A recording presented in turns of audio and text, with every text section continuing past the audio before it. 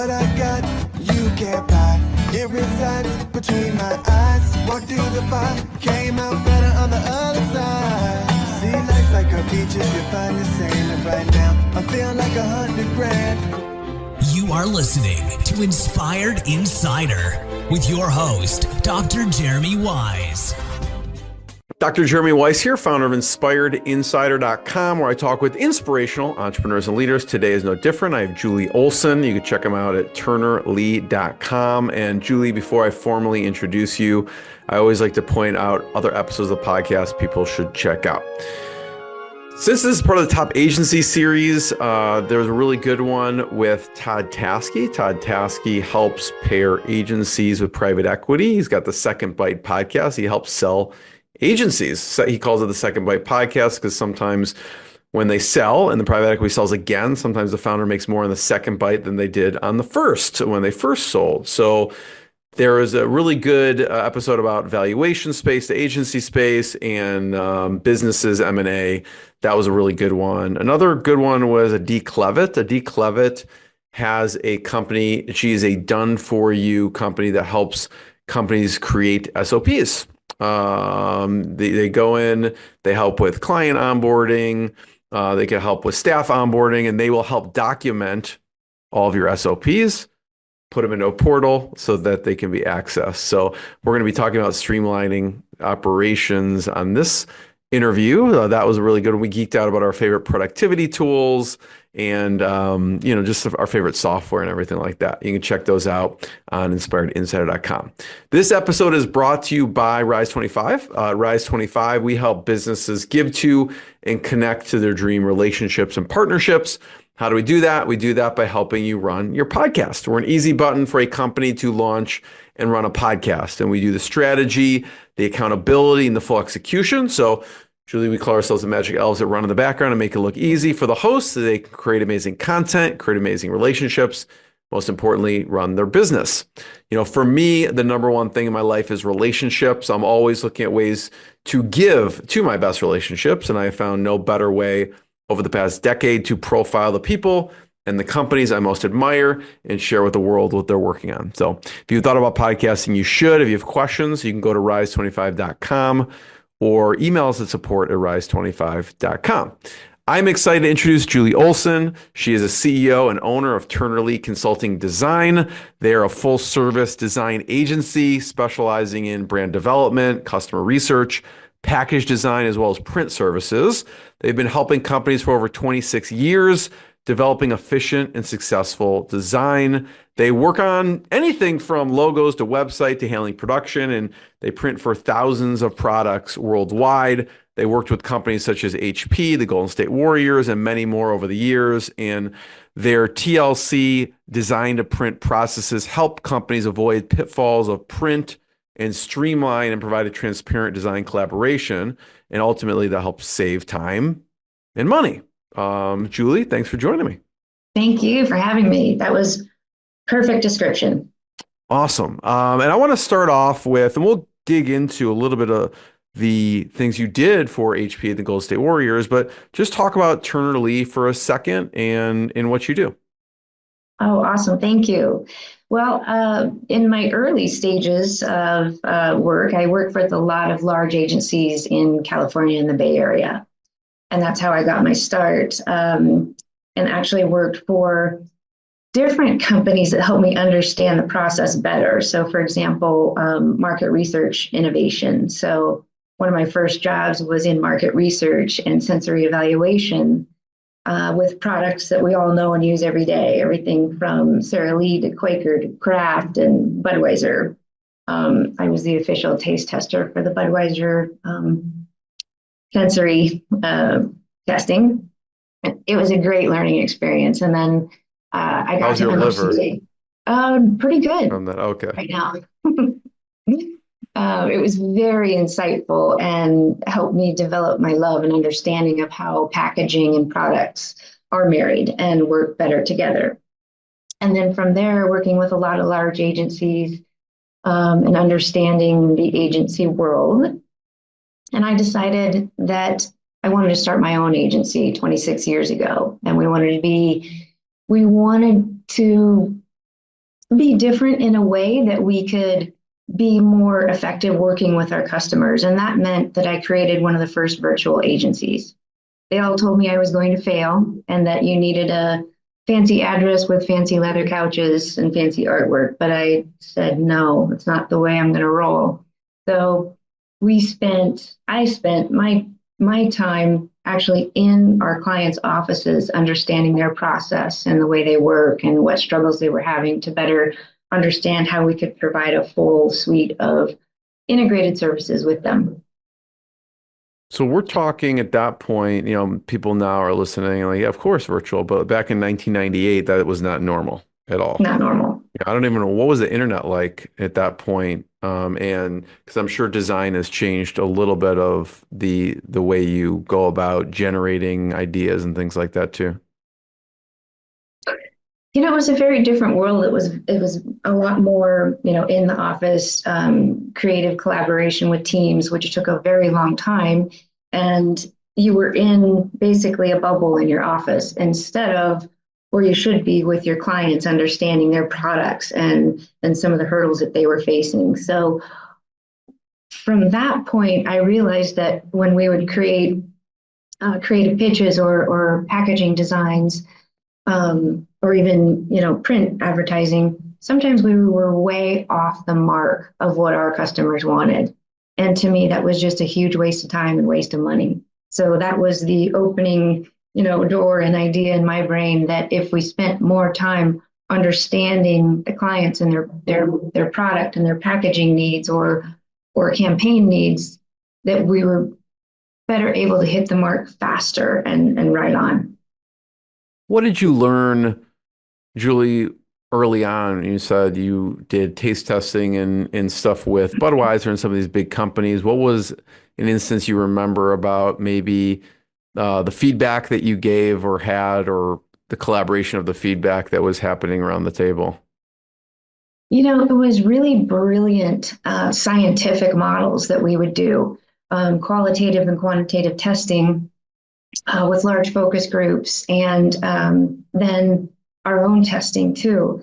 And the biggest thing I learned is that combined with the quantitative and qualitative, you can come up with the best product outcome. Like, for example, we tested a lot of salad dressings, and yeah, you'd have a great salad dressing, but the way that the bottle was and the shape and the opening or the orifice of the salad dressing, it would just pour, all over your salad. So, and then as a result, people would have a negative connotation, because I learned that if you really address all the sensory aspects of a product and its packaging and how they work together, you can have a better outcome from your consumers, and therefore they'll love the product better. So that was my big takeaway.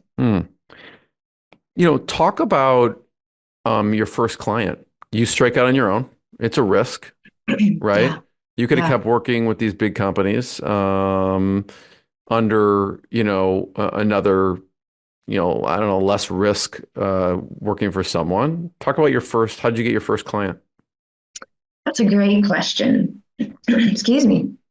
My neighbor in California worked for one of the largest corrugated manufacturing plants. So he sold cardboard.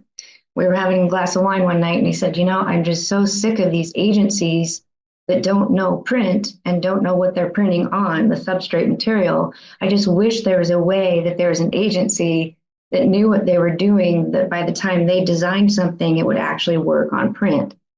And so I was like, what a great idea. Why don't I go in and train your sales team on what to look for with production artwork, and how I can maybe train the agencies or train your client, HP in this case, how to bridge that gap, because there was an enormous amount of waste in money and time and design. And that's very ineffective for our clients. So I basically immersed myself in the print industry, learned how to print the most effectively on corrugated material and the flexo presses, and the litho presses, and went to Hewlett-Packard and pitched them and said, I think I can do it better because I understand. And I said, if I can just have one, I guarantee you. One product. One product, one package. And I guarantee you that I'll be at least 50, if not 75% less cost, and increase your time to market at least 50%. And I did. And that one package started with another and another. And today, after 26 years of having that customer, that client, we've created hundreds and thousands of packaging all over the world. What was the original product? Do you remember? The original product was a large monitor in a cardboard box. And when you print that large, sometimes you don't have a real clear design that can print on Flexo, which is like a big rubber stamp. And so we created an opportunity to have more flashy design on a litho label, which we then stuck to the corrugated box. So you had a better experience on shelf. So what was the issue? Was the issue wasn't coming out right the first time and they have to keep printing them? There's a lot of waste? A ton of waste. Not only in materials, but time and money. So a lot of times agencies didn't understand the die line, which is almost like a map of how you cut out that box and the exact measurements of it. So if you don't have that right when you're designing the artwork and it goes to press, you have to throw it all away. Talk about the evolution of hiring, right? So at that point, it's just you. Mm-hmm. What were some of the important positions you put in place over time? Definitely designers. So instead of having a lot of high-end management, I really developed expert designers who also then became my team. So there's not a lot of middle management. There's just people who are experts at design and experts in understanding the print process and what we're printing on and how to get the best results and the best process. Process is really key as well. And so from that, we've actually designed some of our own systems. So where we're able to, because back in the day, it was really difficult to review and approve artwork. You know, you're doing it by email and then somebody doesn't see it because they're behind on email and we've already sent out version 3. So we did a lot of research and ended up developing our own tools for transparency and increased productivity so people can review and approve the artwork and just keep things flowing. And then, so the next ones were designers. And then what about after that? What were other important positions? Oh, gosh. We have developed experts in terms of reviewing content and every single detail that goes on a package because we're moving so quickly and we're taking the content and copy from what we're provided. And then we have to send that through translations and get it translated in hundreds of languages. We need to have somebody who can spot something that somebody on the team may have missed. So those are really big eye catchers, if you will. What are some of I'm curious with the first client, how do you decide, Julie, how much to charge? Right? This is like, you're learning this. You're basically saying, I'll help with this. And you're learning it. It's HP, you're on your own. You're like, I'm thinking at the time, like, I want this client because it's a great start to a company. Yeah. How'd you decide to charge? Well, that's a great question. Well, because I was in the industry and I knew some of the agencies, and I asked the question, how much were they charging per package? And it was unbelievably expensive. And I knew with my team and my expertise that if they even gave me one chance at a cost that they could not refuse, that I would earn the business. So I went back and determined how long it would take us, what we had to do, how many options we would give them. And part of our strategy is we owe on a new design and basically for new designs or new concepts, we always give a minimum of 3 different options, if not 5, because we listen to them intently and we say, okay, what is, we understand the sanctity of the brand, but we also understand that we need to push the envelope a little bit in terms of design and creativity. So we have one of exactly what they want, one of us pushing the limits, and then we have one in the middle design. 9 times out of 10, they'll choose either the middle or the high end one. And that just helps us, better understand what they need and help us keep them on the cutting edge of things. So putting all of that into the equation, I knew exactly how much I could charge to start with. And then as we ramped up the number of products, then I was able to pass on some cost savings because of the number and the volume of products that we were giving them. And so when you're dealing with a large company like that and you're dealing with procurement, who's always wanting you to reduce your costs, we were able to find a really good fit for each other. I'm curious because, you help these companies streamline and be more efficient, and you're streamlining and being efficient. What are some of the software tools or processes that are important for you as a company that you employ to make sure that that happens, that other people should be doing? That's a great question. We researched for a very long time of different companies who did review and approval for artwork. Probably 15 years ago, I want to say, roughly, we landed on a company called Proof HQ, which was then later bought by Adobe. So it's Adobe owned right now, but it's an excellent tool that provides full transparency across all the teams. It saves all the artwork, but it captures everybody's comments. And, the main approver of the team has full access of what everybody's comments are, and that person ends up being able to approve each and every one of those. So when you're doing hundreds of products a day, you have to be able to track everybody's comments and who has approved what to be able to meet the timeline. So we used that one for a very long time, which is a great tool that HP still uses. But we also have designed our own tools as well, based on our own needs as an agency, and aspects of those tools that we weren't able to get. So we created our own, which allows us to provide some of our mid to smaller size clients. It provides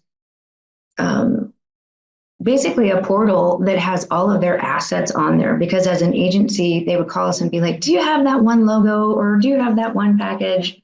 And then we'd be spending so much time looking for it. So this allows for us to have all of their assets in one place, and all of the past work and any new campaign ideas all together in one place for them, plus a review and approval tool. Also includes all of their estimates, invoices, and billing all in one tool. So we just actually finished that this year. It took us 5 years to make. So basically, it's this client portal that allows you to communicate much easier and more efficiently with the client, kind of asynchronously, so nothing's lost. Correct. Cool. And it saves us time having to search through hundreds and hundreds of files, because they have full access to it, so they can find whatever they need, and that frees up even minutes of our time. And when you think of minutes to us, that means a lot of money. 100%. So I can see you start the company, you get HP, huge milestone. What was the next major milestone looking back? Gosh, for me personally, it was being able to work with the Golden State Warriors, and being able to visit their headquarters, to be able to meet their executive team and some of the players. It was just one of those dream clients. Who'd you get to meet? Oh gosh, Steph Curry. I waved at and said hello. Draymond Green. But it was fun. I didn't want to make too big of a deal out of it, but I was starstruck for sure. What kind of work did you do for them? We did some creative work in terms of the Make It Rain customized posters we did for promotional events. We did design the executive staff's business cards and kind of a new level of look for them, and then also customized cards, business cards, and trading cards for the players. Very cool. And I also did all the T-shirts for their different events, and that was really fun to do. How did that come about to work with the Golden State Warriors?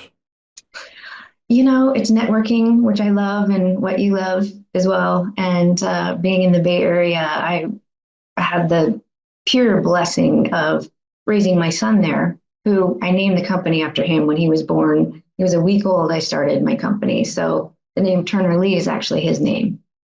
And raising your kids in the Bay Area, you get to know a lot of the parents, and I was able to meet a mom and a dear friend of mine who was the controller at the Golden State Warriors. And so she brought me in, and the rest was history. I love it. And if you're listening, there is a video component, and we are on the Turner Lee website, and you can kind of see here some of the cool stuff you've done as far as, all types of companies, but specifically there's some sports ones here, healthcare. Let's check out this one. I like this logo here as well. Oh, here's the Golden State Warriors. Here's the Golden State Warriors one. I forgot we did that. That was cool. Yeah, that's awesome. And then that's a big milestone as well. And then how long were you in San Francisco for? Because obviously I know that you're not in San Francisco anymore. Yes, I was there for probably 20 plus years. Yeah. And then what caused you to move?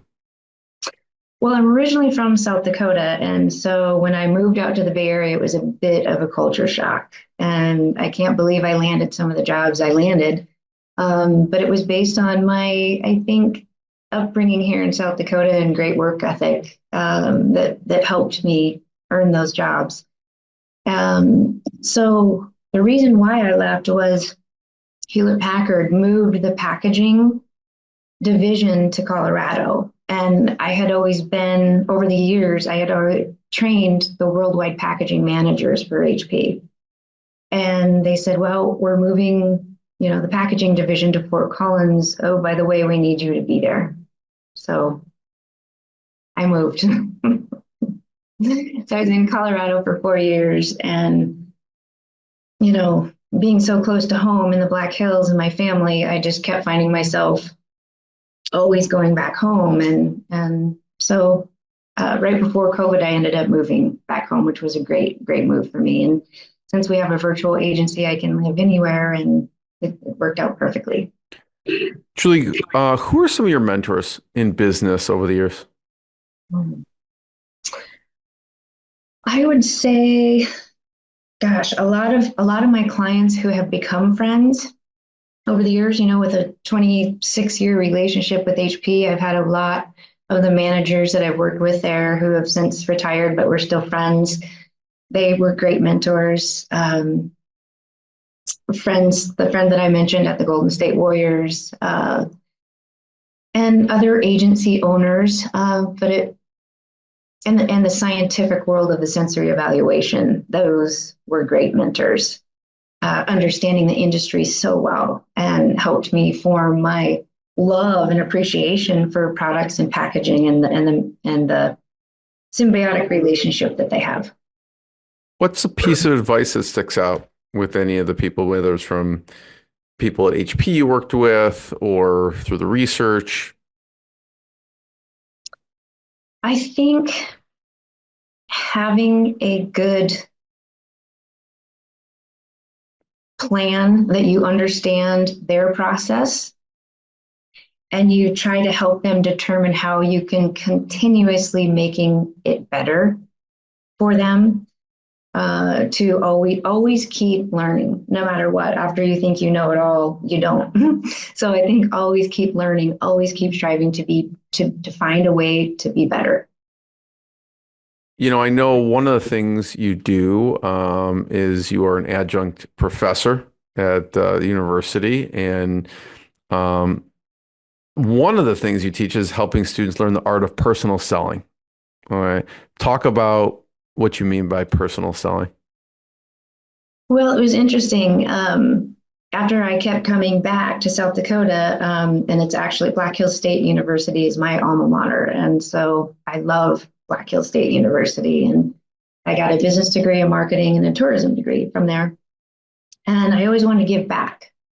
So they had me speak a couple of times. And then they said, well, we'd really like you to teach the students about what you do and how you've used your education to become successful. And so they had this class. They said, we want you to teach a selling class, because you're always selling, no matter, every single day of your life, you're selling yourself or your business or your ideas. So there was no curriculum, and I got to do whatever I wanted, but I decided that one of the things that I was lacking from my education was the opportunity to see businesses, to walk into a business, to meet a business owner, and to network.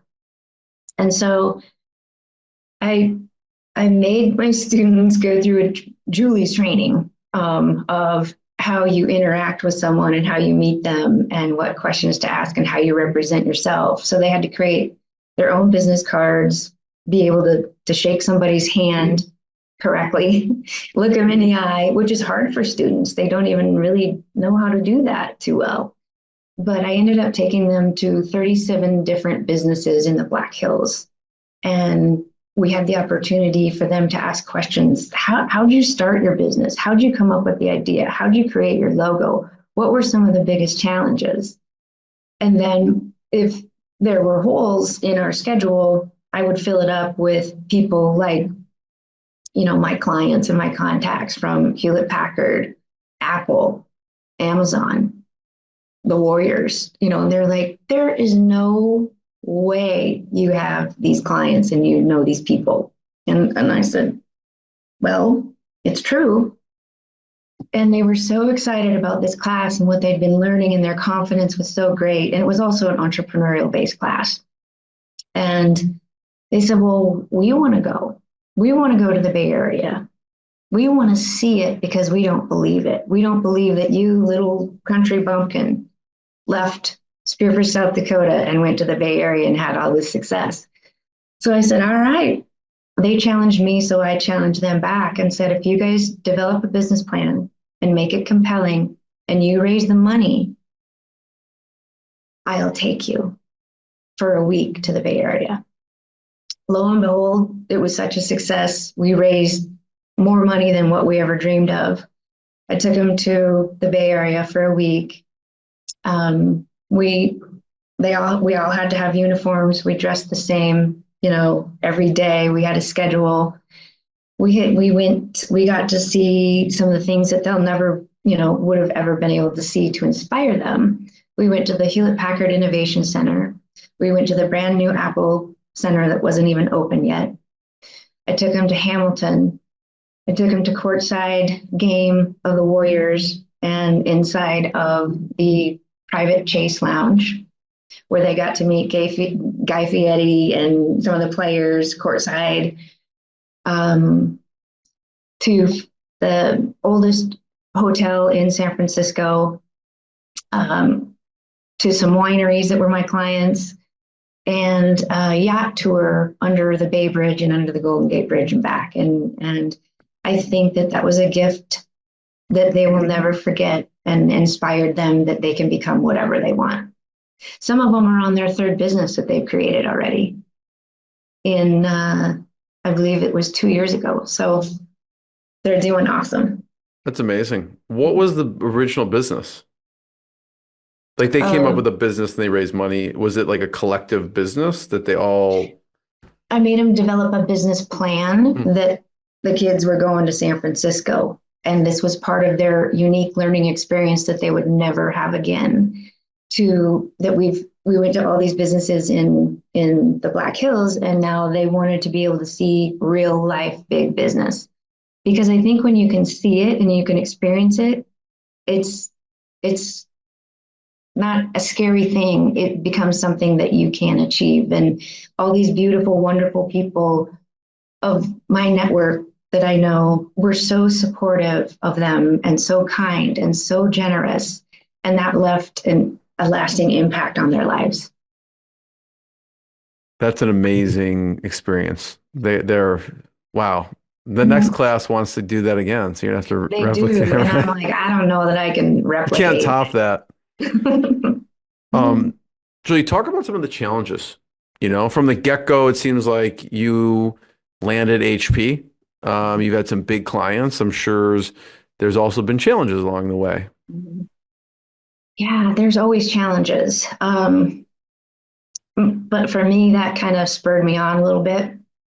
One of the challenges was because we were moving so quickly, how do we get people from all different ends of the world who are working on these packaging projects? And the time challenge, how do we get them to approve it in the speed that we were working? So that's why we found one of these tools that helped us with the track all of the different versions, because like I said, some people were looking at version 2 when we were already on version 6. And then so we'd have to go back and implement their changes because they were late. And so that helped us be exponentially more productive. So that was a big challenge that we solved, creating our own tool for the portal for our clients so they could have access to all of their materials at 24/7. A lot of agencies don't like to do that. They don't like to give away what they created. And we say, here it is. It's all of it. You can even have another agency come in and get the files that they need. I mean, we are that collaborative and that transparent. And I think that builds a lot of trust and dependability that helps you keep those customers for years and years and years and even decades in my case. I want to hear your thoughts around niching. Like when I first hear the HP, I'm thinking, okay, I could see them just going down different packaged goods, electronics. But you've kind of went there, and then also sports teams, and then we'll talk about Epic 4 too. But talk about your thoughts around niching for an agency. Gosh, we were blessed enough to land HP, and I think the electronics world. We actually helped, I think, them grow and expand too. I mean, it was just first, monitors and PCs and notebooks, and then slowly started to expand. I think because the packaging was so streamlined and efficient, we were able then to expand the whole line of mice and keyboards and headsets, and then into gaming and soft goods, and so I think through that collaborative effort, there wasn't this barrier of, oh gosh, the headache of packaging. They were able to really focus on just expanding the products, and we'd figure out the packaging part. So, yeah, from that standpoint, it was a great niche for us there in electronics, but also for us to realize that our niche as an agency really was understanding packaging and whatever, box or substrate material or bottle that had to be in to make that product shine. That was our goal. At that point, I'm just wondering, were you thinking, oh, okay, we should just go after more electronics companies, or, as far as you defining, obviously you have like kind of a niche process, but what about from like a client perspective? We didn't plan to just be in one particular market or niche. It was a lot of word of mouth through our networking. That was like, for example, a funny one is my VP of design lived in Colorado, became really good friends with Todd Hilton. And for his 40th birthday, he actually gave Craig, my VP of design, assigned first base, which was pretty epically cool. And then he was like, hey, I'm starting this company called Lone Star, and we want to build and manufacture emergency equipment like fire trucks and ambulances and things like that. And so we helped him launch that company. And we didn't anticipate being in that company or that industry either. But it's just, I think we're so well equipped to work with any industry or any particular client because we've really honed in on the process of how we work with our clients and how we can help them from whatever it's like. In their case, we had to wrap fire trucks and make them look cool and help them with their whole website and all their sales materials that we created in a streamlined process where the salespeople could order any brochure or catalog that they needed on demand through our print partners who printed just digitally. So you're not printing a whole ton of waste. You're printing what you need, and it's all customized for that sales rep. So understanding their needs and finding the best and most effective way that we can deliver it to them, I think has just been those types of success stories that help us land new clients. So how'd you balance parenthood with business? At this point, like you said, the company's named after your son. Talk about that. Gosh, that's also a great question. Well, I was lucky enough to work from home, and that's really the reason why I created the virtual agency. And Turner was literally, a 1.5-week-old baby when I started. And so I just got one of those little baby Bjorn things and strapped him on and went to work. And then he got too big for that and had to go on my back. And it allowed me those hours to literally work almost 24/7. So because he was keeping you up.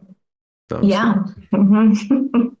But that's also the way that I designed my agency, was that there would be shifts in teams where if we were monitoring what was happening, in different parts of the world, we had somebody working on it 24/7, which I think also set us apart. We didn't shut the lights off at 5. We were 24/7 operation. So yeah, it was challenging, but really funny, actually. By the time Turner was probably, I'd say 9, and we were in one of the prototype Safeway stores in Danville, which was pretty posh, prototype store for them. And we were getting ready to go to a baseball practice or a game. I can't remember which, but I have a baseball hat on and pigtails, and he's in his thing. And he said, "No, Mommy, you can only buy 2 things because we're in a hurry." And so there was a big agency there in the spaghetti aisle that was, they had their clients there, and they were looking at the new product labels on the shelf. And so I'm standing there kind of listening, and Turner said, "Mommy, come on, what are you doing?" And I said, "Well, I'm eavesdropping. Give me a minute." And he said, "Mommy, what's eavesdropping? And what are you doing?" And so then I was so embarrassed, and I said, "Look, I'm sorry, I am eavesdropping, but this is what I do, my line of work." And so Turner goes over to this group of 6 or 7 people in the agency world and says, "Let me just help you. You have no product differentiation, and you need a violating label to identify what these flavors are. Okay, let's go." That's what he said. Yeah, that's what he said to them. And they were just flabbergasted. They said, "How do you know these words?" And I didn't know that he'd picked up on all those years of listening to me and what I was doing, but it was a funny moment. So kids kids pick up what you do. Osmosis. I Yeah. love it. That's great. What kind of work, and it's interesting because you've gone across different industries, right? We mentioned, sports, you mentioned electronics, and then talk about Epic 4. Epic 4 is a new group of orthodontic specialists that decided that they wanted to form their own group. They had looked at a lot of different models of the DSOs and OSOs, which is a group that gets together and either you get purchased by them or whatever the model is. And so they wanted to create a different formula and a different model of success and what that looked like, of specialists. And most of these orthodontists have been friends for quite some time and just did not feel comfortable with the old model. So they created their own, and we helped launch that company through designing what they stood for, designing the formulas, designing their logo, their content, and then helping them launch in every way possible. So not only the website and their brochures and things like that, but through a really brilliant group of agency owners that I just joined last year, of Jason Swanks, and that's how I met you, Dr. Jeremy. And you just meet these really exceptional people. And so through that opportunity, I was able to meet a PR expert team who I brought in.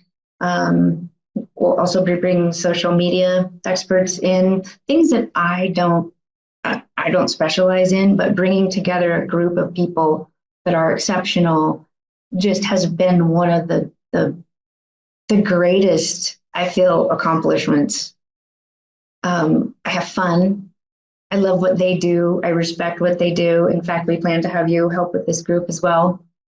And it's just been really a very rewarding and successful experience so far. And I think when you're not afraid to bring other people in, that synergy of success is really brilliant. Julie, it's really an amazing journey. You have some fantastic stories. I really appreciate you sharing. I have one last question, which I'd love to hear. Any favorite resources, books, software that you have? But before we talk about that, I want to point people to turnerlee.com. They can learn more, check out more. And it's Turner and then lee.com. You can see some of their beautiful design and their work on that on the website, and you can check out more episodes of the podcast. But Julie, I'd love to hear some of your favorite resources. It could be books, it could be software, whatever you've enjoyed throughout the years that helped on your business journey. Gosh, great question. I would have to say it doesn't really relate too much to business, but I also was on the board of an organization here called the SURF Foundation. It's a Sanford Underground Research Facility, and I'm on their foundation board. And we really try to understand science 2 miles underground. And the reason that we do that is because there's no cosmic rays there to interfere with science and the experiments that we're conducting. And so we're trying to figure out neutrinos, and we're doing a long base neutrino study where we're shooting neutrinos from the Fermi Lab in Chicago to Lead, South Dakota underground. And it's 800 miles. And that experiment that we're conducting, we hope to really figure out how neutrinos morph into their 3 different flavors. And what are neutrinos, just for people? Neutrinos are some of the smallest, most unknown particles. They make up the largest dark matter mass. So through these studies, we're hopefully being able to figure out dark matter and how it reacts and acts. And through those types of studies, we'll be able to produce better equipment, all kinds of different things, even including, kind of far out there, but even things like time travel and the universe. So that's a roundabout way of answering your question, but I'm just so taken by the universe and how it operates. And so I just find it fascinating. And so some of my favorite books are Gary Zukav of Seed of the Soul and Heart of the Soul, because he was a physicist as well. And he talks about how physics works with the universe, and even universally things that we don't understand right now. But I'm just so blessed to be a part of that world. It's a little out there in terms of the universe, but I love it. And I'm so blessed to learn about it. And I think that as we understand the universe, we understand humankind better, and nature, and the things that we just don't even think about on a daily basis. So I'm blessed to learn about that. Is there any research that sticks out of what they've done currently that's interesting to you with the neutrinos? And by the way, when I look it up, Julie, I looked it up really quickly just to say, what is a neutrino in simple terms? I don't know if there is simple terms for neutrinos, but it does say are tiny subatomic particles, often called ghost particles, because they barely interact with anything else.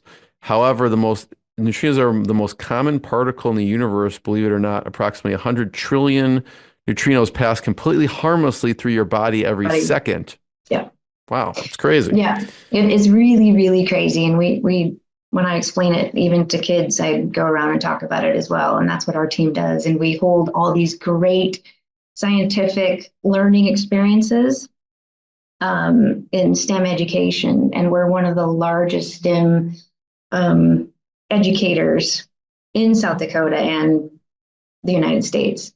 So we teach children about what these WIMPs are. It's weak interacting molecular particles. And so they love calling them WIMPs, but they are ghost particles. And part of all of those particles make up dark matter. And so we're trying to understand how those particles morph through their different flavors. And that means like what we call decay. So they live on, but they transform into different decaying particles. It is, I was looking at the SURF, which is the Sanford Underground Research Facility, and it says the deepest underground laboratory in the United States and among the deepest in the world. It's pretty interesting. It hosts experiments in physics, including dark matter and neutrinos. It's fascinating. Some of the lessons I've learned throughout my life, innovation comes from outside industry. So I love how you kind of talk about physics and what's going on here, because we could bring these into various aspects of marketing or business or wherever it is. So there's certain concepts I always think of, on a daily basis, because we're talking about streamlining, right? I always think of entropy. When I learned about entropy, that everything kind of goes to disorder. And so I'm like, okay, well, obviously what you do, I feel like you help combat entropy for companies in a way with streamlining the process, because it's going to go to disorder and randomness if it's not kind of kept under control. But yeah. Julie, I want to be the first one to thank you. Everyone should check out turnerlee.com, and we will see everyone next time. This has been fantastic. Thanks, Julie. Thank you. Very blessed. What I got, you can't buy. It resides between my eyes. Walked through the fire, came out better on the other side. See, life's like a beach if you find the sand. And right now, I'm feeling like 100 grand.